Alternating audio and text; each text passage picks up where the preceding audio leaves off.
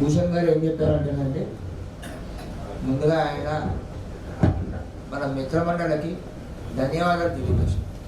ఎందుకంటే నిన్న ఇంత పెద్ద సంఖ్యలో ఒక సాంప్రదాయాల వర్క్షాప్కి మీరందరూ అటెండ్ అవ్వడం, అలాగే రాత్రి 8 కూడా ఒక 100 మంది ఉండటం, ఇది ఏం నేర్పిస్తుంది అంటే ఇక్కడ ఏ ఒక్క చరిత్ర గురించి తెలుసుకోవడానికి మీకు ఉన్న కుతూహలం, నేర్చుకోవాలనే కోరిక, ఈ రెండు కూడా చూపించేది ఏంటి అంటే ఏ ఒక్క భవిష్యత్తు భద్రంగా ఉంది మీ చేతుల్లో. అందుకు ఈ మిత్రమండలికి, ఈ సమూహానికి లో ఆయన పాలు పంచుకోవడం, ఆయన అనుభవాన్ని ఏదైతే నిన్న పంచారు, పొద్దున్నే ఎవరో ఆయనతో మాట్లాడుతూ మీరు చెప్పింది చెప్పినట్టుగా యథాతథంగా నేను చెప్పకపోవచ్చు, కానీ మీరు చెప్పినంత మాత్రం నేను స్వీకరించడం జరిగిందండి, నాకు అర్థమైంది మీరు ఏం చెప్తున్నారు. దీంతో ఏమైంది అంటే మనకి ఎస్పెషల్లీ సాంప్రదాయాల వర్క్షాప్లో అటెండ్ అయిన తర్వాత ఎక్కడో ఏదో సాంప్రదాయానికి భంగం జరుగుతుందని తెలుస్తుంది, కానీ పర్టికులర్గా ఏ సాంప్రదాయం జరుగుతుందని గుర్తించకపోవచ్చు. సో ఇలా జరుగుతూ ఉంటుంది మనకి అని ఆయన చెప్పారు. రెండోది, ఇలా మీరందరూ ఉత్సాహంగా అందరూ పాలు పంచుకోవడం వల్ల ఆయన ఏం చెప్పారంటే పైసా వసూలైంది ఆయన వచ్చినందుకు అని చెప్పారు. ఇందుకు ఆయన థ్యాంక్స్ చెప్పండి.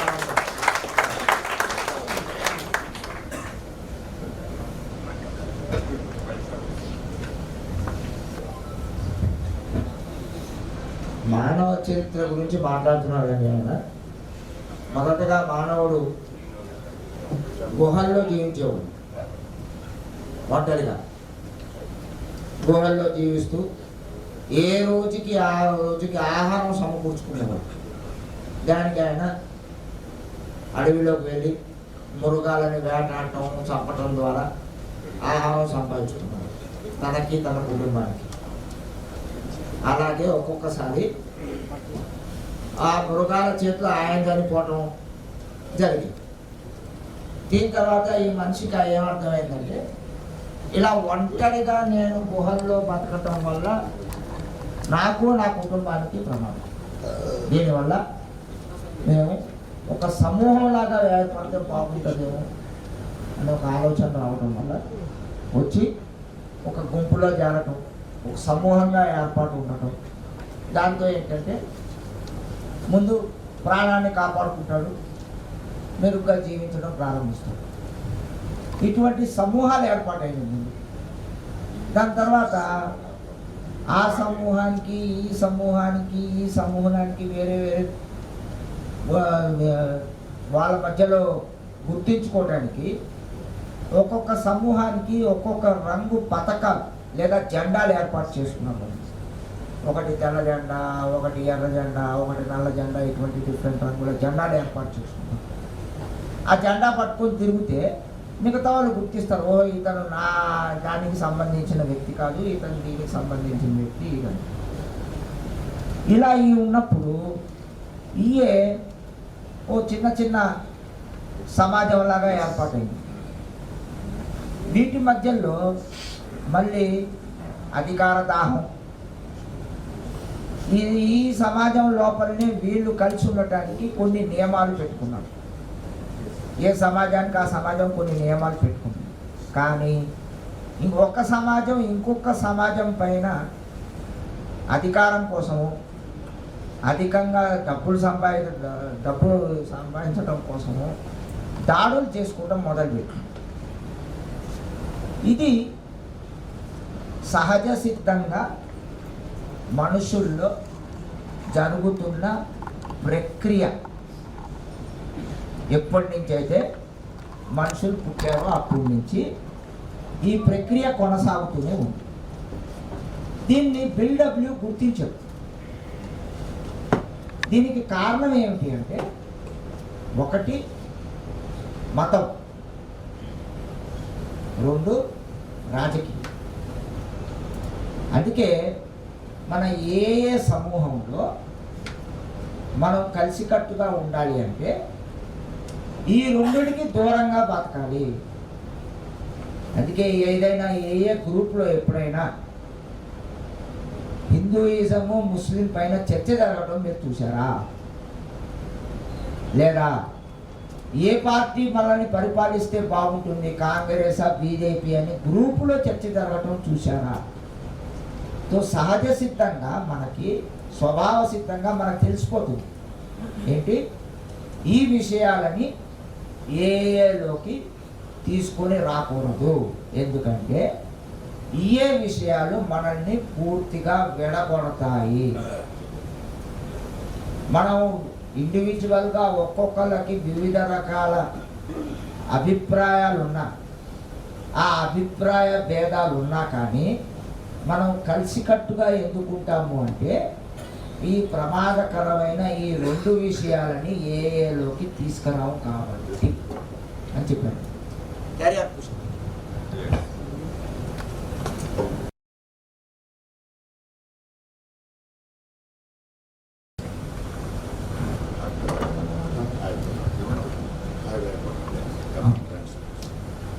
లక్కీ గారు ఏం చెప్తున్నారంటేనండి, ముందుగా ఆయన కూడా ఈ సాంప్రదాయాల సదస్సులో పాల్గొని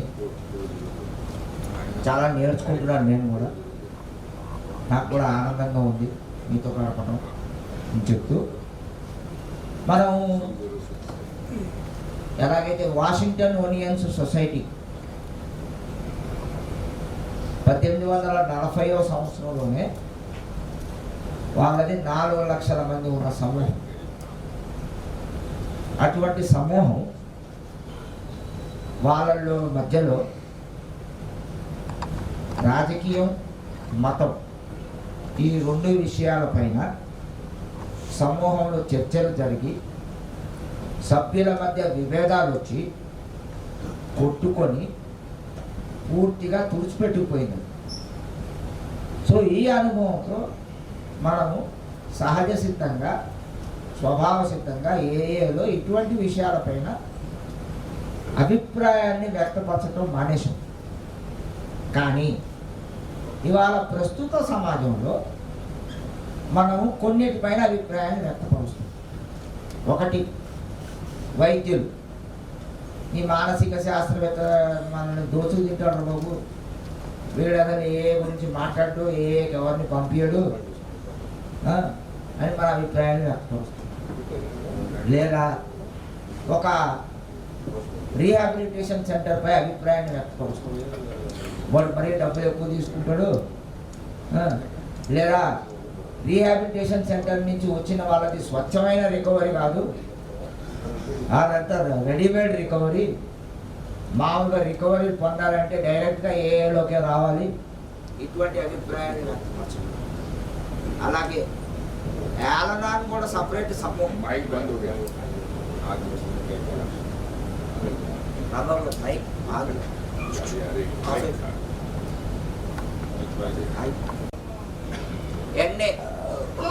ఎన్నే కూడా అలాగే 12 సాంప్రదాయ సోపానాలు సాంప్రదాయాల కార్యక్రమాన్ని అవలంబిస్తున్నారు.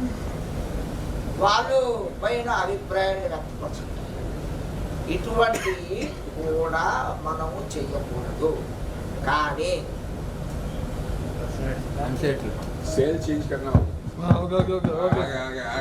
హలో హలో అది కూడా నాలాంటిదే, కొంచెం తేడా. అయితే అంటే కొడితేనే పని చేసింది, చూశారు కదా. ఆల్కహాల్ కదా, ఆత్మ ఆలియానా.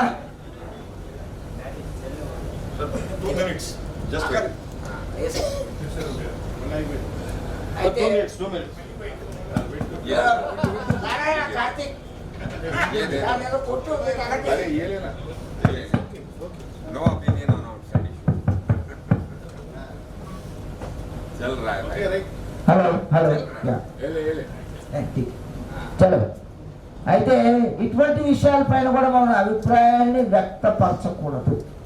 కానీ ఇటువంటి తప్పులు ఏలోకి వచ్చిన కొత్త వాళ్ళ కన్నా కూడా No.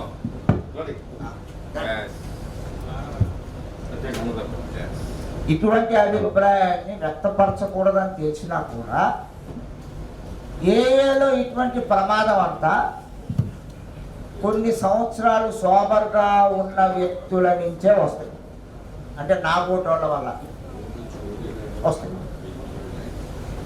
ఓకే, కొత్తగా వచ్చిన వాడి దగ్గర నుంచి రావు.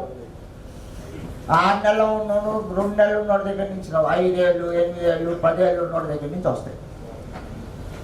ఇటువంటివి వచ్చినప్పుడు కొత్తగా వచ్చిన వ్యక్తి వాడికి ఈ పాతోడు ఏదో దేవుడిని చూసినట్టు చూస్తాడు.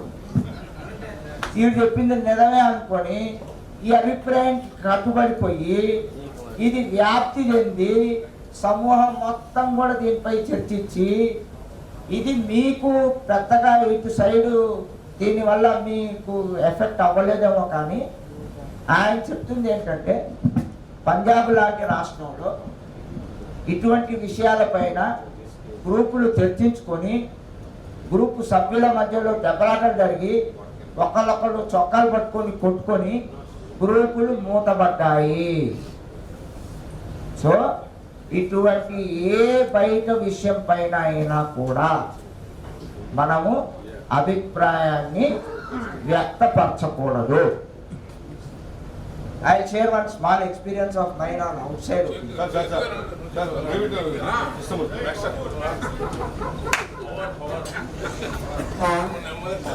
This is a live topic लगता है. Helpline.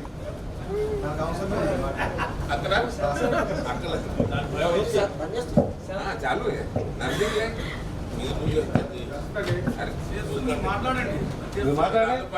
Hello hello hello hello పెద్ద దీని ఎగ్జాంపుల్ కోసం మనం ఎక్కడికి వెళ్ళట్లేదు. వాళ్ళ పంజాబ్లోనే కాదు, కృష్ణ ఆల్కల్ ఓకే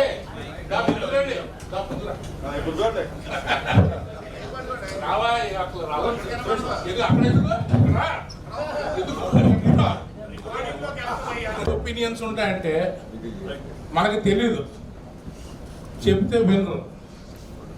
ఆల్కాలిక్స్ సారీ నేను కృష్ణమూర్తి, నేను తాగుబోతు. మనకి ఒక తాగుబోతుకి క్వాలిఫికేషన్ కూడా, వీడికి రీహాబ్ ఉంది, వీడి సర్వీస్కి పనికిరాడు. అక్కడ దాకా బాగా వీడి భార్య కూడా సర్వీస్కి పనికిరాదు. కోర్టుకి వెళ్ళారండి, మాకు తీరుబడి ఎక్కువైపోయి, నేను పేర్లు తీసుకోను, బ్రహ్మాండంగా సర్వీస్ చేస్తున్నా శుభ్రంగా 24 క్యారెట్ మెంబర్ మా మధ్యలోనే ఉన్నాడు. ఆవిడ కూడా సర్వీస్ చేస్తుంది. ఆవిడకు ఒక సర్వీస్ పొజిషను మనం బతిమాలుకుని, మనం ఇచ్చుకుని, మనం రమ్మని చెప్పి, మనం ఇన్వైట్ చేసి మనం ఇస్తే ఎవరు బయట వాడు కదా, వాళ్ళ పక్క వాళ్ళ ఫెలోషిప్ అత్యంత నువ్వు అలా ఇస్తూ మనకి రిహాబ్ ఉంది. అయితే రిహాబ్ ఉంటే పనికిరాడా? పొత్తు మొర్రో అని 5 గంటల నుంచి ఏడుస్తున్నాడు వాడు. పనికిరాదు, మీకు ఒపీనియన్ పనికిరాదు. ఈరోజు చెప్పలేదు పోషణ, నేను ఫెలోషిప్కి వచ్చిన మొదటి రోజు నుంచి చెప్తున్నాను. అంతకుముందు 10 ఏళ్ళ ముందు నుంచి చెప్తున్నాడు. 33 సంవత్సరాలు తన సోపరైటీలో at least 25 years you have been talking on traditions. Outside opinion should not be there. You have been telling us. Do we listen? If we listen, why we will be alcoholics? No excuse. బయట doctor గారు ఆడు పనికిరాడండి, ఆడు ఏగి పంపడు, ఆడు ఏగి పంపకపోతే చెట్టడు. ఆడు వైద్యం వాడికి తెలుసా మనకు తెలుసా? రిహాబ్ సెంటర్ అసలు ఏది పంపరు సార్ అంటే నువ్వు పని చేయలేదు. You have not bridge the gap, you have not made a attractive to that. తీరాల్సిన పని నీ పథకం అది. నువ్వు కరెక్ట్గా ఏని వాళ్ళకి అమ్మలేదు, వాడి దగ్గరికి వెళ్ళి అమ్మవాయ్. అందుకని వాడు నేను ఇక్కడ కూర్చుంటాను. ఇంకొకటి చాలా ఈజీగా చెప్పేస్తాం, బయట పిఐకి వెళ్ళినప్పుడు ఇంకేం పని చేయవండి, అబ్బే మందుకు ఇక్కడ మందులు పని చేసి అబ్బే అవన్నీ బుస్సు మనలు కాదు పెద్ద బుస్సు అవే వద్దండి. ఇప్పుడు నీ సంగతి ఇంగ్లీష్ ట్రాన్స్లేషన్. ఇంగ్లీష్ చెప్పండి. ఎవరికి అక్కడ చెప్తా. కంప్లీట్ చేయి. మా గ్రూప్లో సభ్యుడు ఉండేవాడు. ఎవరో నా దగ్గరకు వచ్చి నేను పలానా వ్యక్తిని స్పాన్సర్గా తీసుకున్నాను. ఒరే పోయి ఆ ఎదవని ఎందుకు తీసుకున్నావురా అన్న. వీడి పోయి వాడికి చెప్పాడు. చెప్పిన తర్వాత వాడు నన్ను ఎతుక్కుంటూ తగ్గడానికి వచ్చాడు. ఆ రోజు నేను వరంగల్లో ఉన్నా. వాడికి ఒక వీక్నెస్, సూర్యోదయం నుంచి సూర్యాస్తమయం దాకా వాడు గడుగుంటాడు. సూర్యోదయం నుంచి సూర్యాస్తమయం వీక్నెస్ అని చెప్పా, ఒపీనియన్ కాదు, వీక్నెస్. అయితే నేను ఈ సమయంలో ఫోన్ చేసి వాడికి అయ్యా మీ గురించి ఇలా అన్నానండి సారీ అని చెప్పి వాడు దాన్ని మర్చిపోయాడు. వాడు అప్పుడు అడిగాడు అనమాట, ఎందుకు చెప్పావు నా గురించి ఎలా అంటే, వీడేమో పెళ్ళైనోడు మరి నీకు పెళ్లి కాలేదు, వాడికి పెళ్ళైన సమస్యలు తీసుకొస్తే నువ్వేం చేస్తావు అంటే నువ్వు కరెక్ట్గానే చెప్పినావు అని వాడు మంచి మూడ్లో ఉండి పెట్టేసి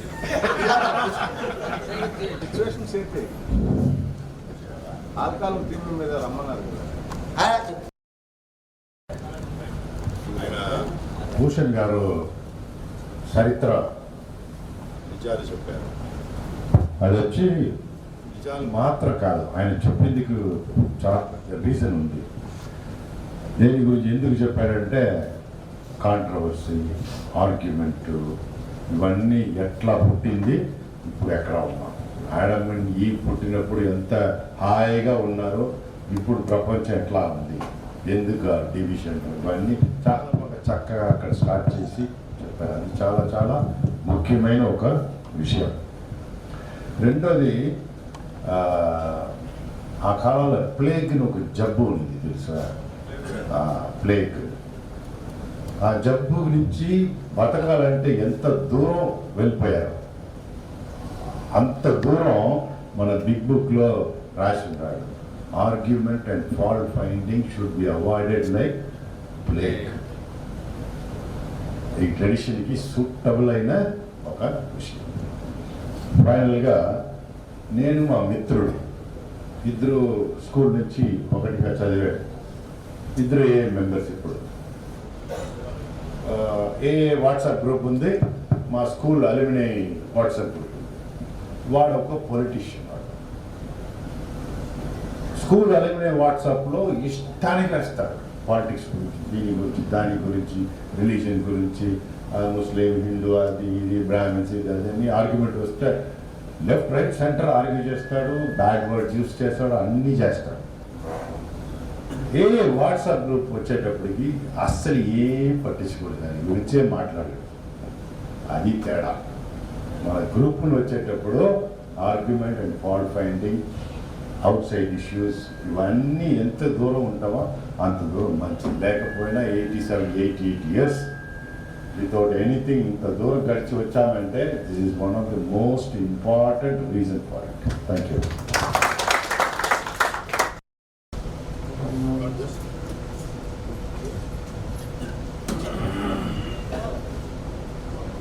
ఆయన ఒక అనుభవాన్ని షేర్ చేశారండి భూషణ్ గారు. మనకి బోర్డు లెవెల్లో సేవలు అందించడానికి కొంతమంది నాన్ ఆల్కహాల్ పీపుల్ కూడా వస్తారు, తాగుబోతు కానీ వివిధ రంగాల నుంచి. దాంట్లో మనకి కింద ఒక ఆయన డాక్టర్ ఆశీష్ దేశపాండే గారని, ఎవరైతే మీరు సత్యమేవ జయతే ప్రోగ్రామ్ చూస్తుంటారో దాంట్లో ఆయన కనపడతారు. ఆయన మన బోర్డులో పనిచేశారు. ఆయన ఇప్పటికీ కూడా మన మంచి మిత్రుడు. ఆల్కహాలిక్స్ అనానమస్లో ఏ కార్యక్రమంలో అయినా మనం పిలిస్తే పాల్పంచుకున్నాం. ఆయన ఈయన కలిసి ఒక చోటికి వెళ్ళారు, ఒక ట్రీట్మెంట్ సెంటర్. అక్కడ ఈయన భూషణ్ గారు బయట విషయాలు ఏం మాట్లాడలేదు, కానీ ఏ పైనే మాట్లాడుతూ ఎలా పనిచేస్తుందని చెప్తూ ఈయన ఏం చెప్పారంటే, ప్రపంచంలో ఒక సమూహంగా తాగుబోతులపై పని చేసే పెద్ద సమూహం మాదే. అని ఆయన చెప్పడం జరిగింది. అయిపోయింది, బయటకు వచ్చారు. బయటకు వచ్చిన తర్వాత డాక్టర్ గారు భూషణ్ గారు బుధన్ తట్టి, నువ్వు దేని ఆధారితంగా ఇది చెప్తున్నావు అని అన్నాడు. అప్పుడు ఈయన, మేము ఇంతమంది ఉన్నాం కదండి, అది ఇన్ని దేశాల్లో ఉన్నాం కదండి, మరి మేము 20 లక్షల మంది ఉన్నాం కదా, 90 పైగా దేశాల్లో ఉన్నాం కదా అని చెప్తే ఆయన ఏమన్నాడంటే, మన దేశంలోనే సుమారుగా 10,000 నుంచి 12,000 రీహాబిలిటేషన్ సెంటర్స్ ఉన్నాయి. దీంట్లో కొన్ని రిజిస్టర్డు, కొన్ని అన్రిజిస్టర్డు. వీటిల్లో యావరేజ్న ఒక సంవత్సరంలో ఒక్కొక్క రిహాబ్ నుంచి కనీసం 100 మంది మీరు బయటకు వస్తారు కదా. అంటే ఒక్కొక్క సంవత్సరం 10 లక్షల నుంచి 12 లక్షల మంది రిహాబుల నుంచి బయట వచ్చి సమాజంలో కలుస్తున్నారు. ఈ పోయిన 10 ఏళ్లలో 1 కోటి మంది వరకు బయటకు వచ్చి ఉంటారు. మరి ఎందుకు మీ సమూహం ఇంకా 40,000 50,000 దగ్గరే ఆగిపోయింది అని ప్రశ్నించడం.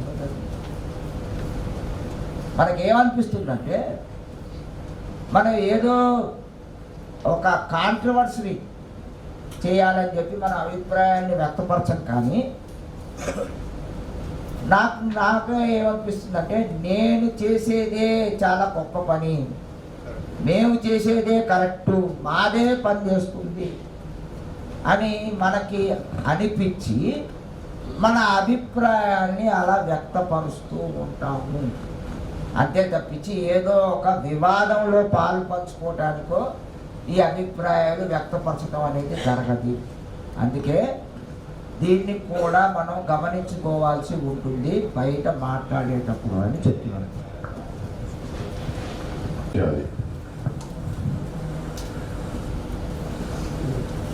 మనం ఈ 12 స్టెప్పింగ్ ఇవన్నీ చేస్తాం కదా. సో తెలిచో తెలియకుండా మనం ఎక్స్పర్ట్స్ అయిపోతాం ఈ జబ్బు గురించి. ఎక్స్పర్ట్స్ అయ్యే వల్ల ఆ డాక్టర్కి ఏం తెలుసు ఈ జబ్బు గురించి, ఆ సైకాట్రిస్ట్కి ఏం తెలుసు, ఈ కౌన్సిలర్కి ఏం తెలుసు, వాళ్ళు ఈ జబ్బులో బాధపడ్డారా,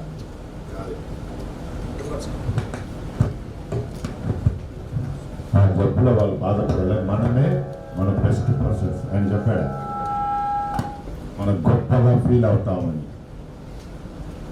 మీకు తెలుసో తెలియదు, డాక్టర్ కేఎం చెరియన్,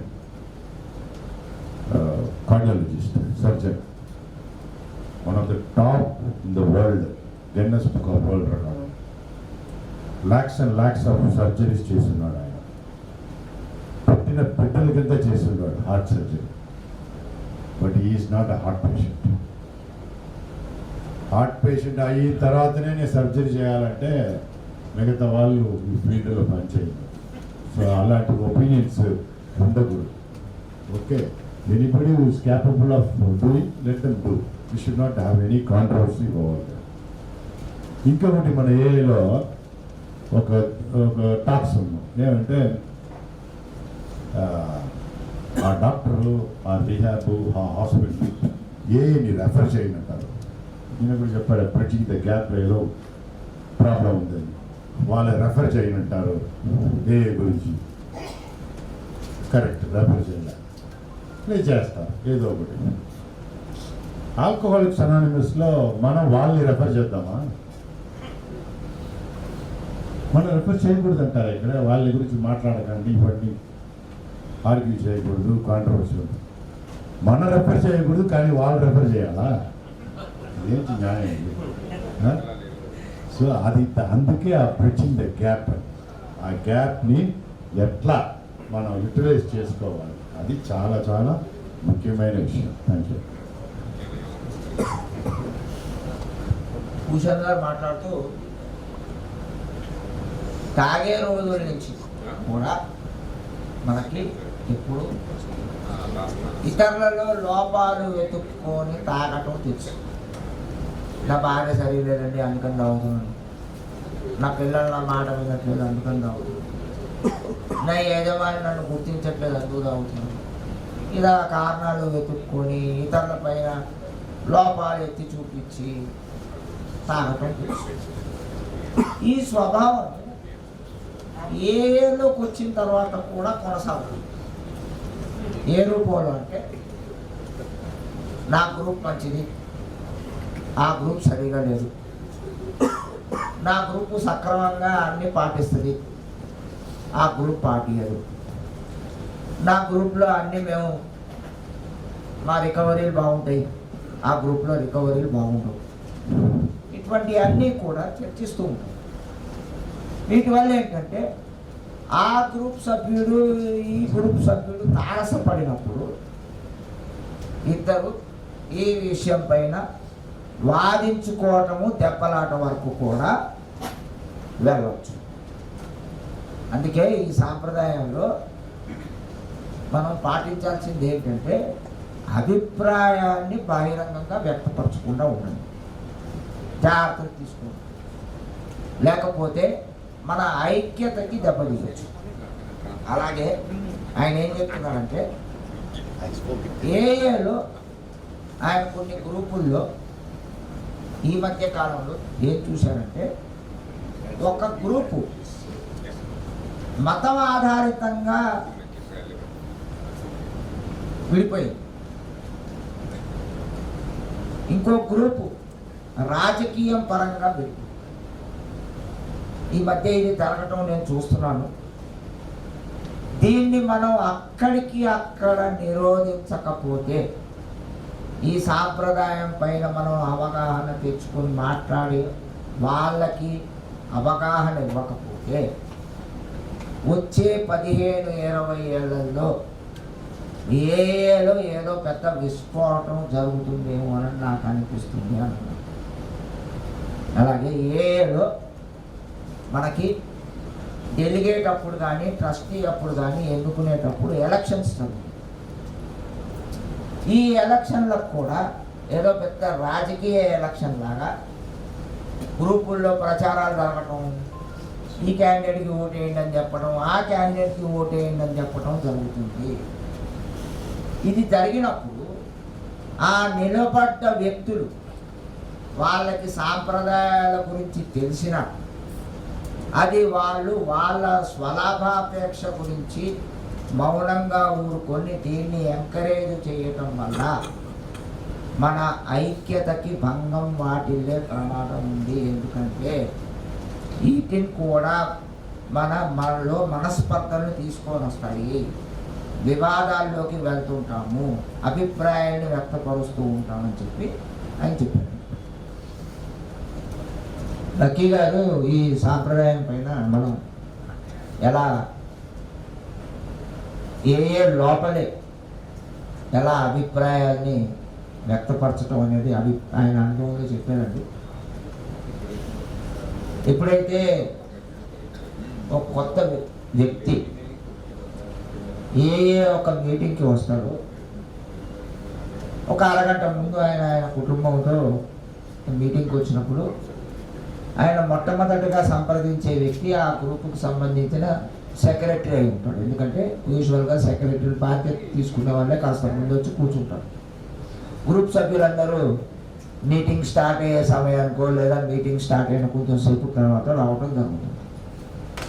వచ్చి వీళ్ళు మాట్లాడేటప్పుడు మనం అక్కడ మన వ్యక్తిగత అభిప్రాయాన్ని వ్యక్తపరచడం వల్ల ఈ సాంప్రదాయానికి వైలేషన్ జరుగుతుంది. ఇది ఒకటి జాగ్రత్తలు తీసుకోవాలి.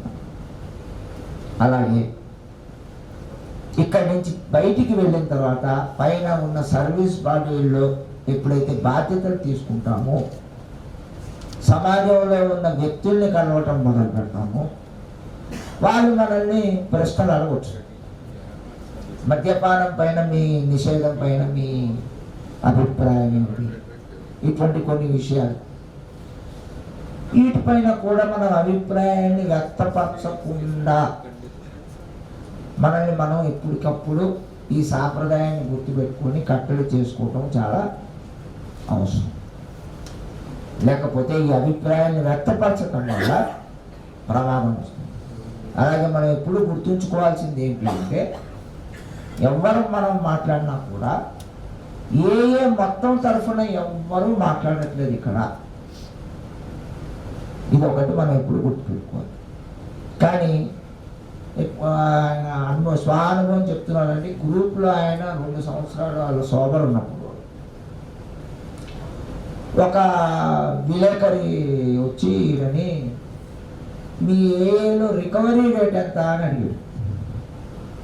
ఈయన చెప్పడం ప్రారంభించాడు. మా గ్రూప్కి ఇంతమంది వస్తారు, ఇంతమంది ఉంటాము అని చెప్తుంటే ఈయన పక్కన కూర్చొని ఉన్న ఒక ఓల్డ్ టైమరు ఈ దగ్గరికి వచ్చి ఏం జరుగుతుందంటే ఇలా జరుగుతుందంటే, ఎప్పుడు కూడా గుర్తుపెట్టుకో, నువ్వు నీ రికవరీ గురించి మాట్లాడు తప్పించి వేరే వాళ్ళ రికవరీ రేట్ల గురించి ఎంతమంది వస్తారు ఇది చెప్పాల్సిన అవసరం లేదు. దీనిపైన మనం అభిప్రాయం వ్యక్తపరచాల్సిన అవసరం లేదు. అలాగే ఒక్కొక్కసారి మన మీటింగుల్లో కొంతమంది కొత్తగా వచ్చిన సభ్యులు కానీ కొంతమంది సభ్యులు కానీ వాళ్ళ ఇతర ప్రాబ్లమ్స్ పైన మాట్లాడటం మొదలు పెడుతుంటే, డివైన్ అడిక్షన్ 2 రకాల వ్యాధులతో వాళ్ళు బాధపడుతుంటే, ఇతర మత్తు పదార్థాలు తీసుకునే అలవాటు ఉంటే కూడా దానిపై ఏమన్నా మాట్లాడుతుంటే, ఆ గ్రూప్ యొక్క సెక్రటరీ బాధ్యత ఏంటంటే నువ్వు దయచేసి ఆల్కహాల్కి సంబంధించిన విషయాలపైనే మాట్లాడు అని ఆయన్ని ఆపాల్సిన అవసరం ఉంది. అలాగే వేరే విషయాలపైన కూడా మాట్లాడుతుంటే ఆపాల్సిన అవసరం ఉంది. ఎందుకంటే ఈ విషయాలపైన మనం మాట్లాడుతూ ఉంటే మనలో విభేదాలు వచ్చి మన ఐక్యతకి భంగం వాటిల్లవచ్చు అని చెప్పారు. So, this study మనం లోపల చూసుకోవాలి, ఇన్వెంటరీ మనం తీసుకోవాలి.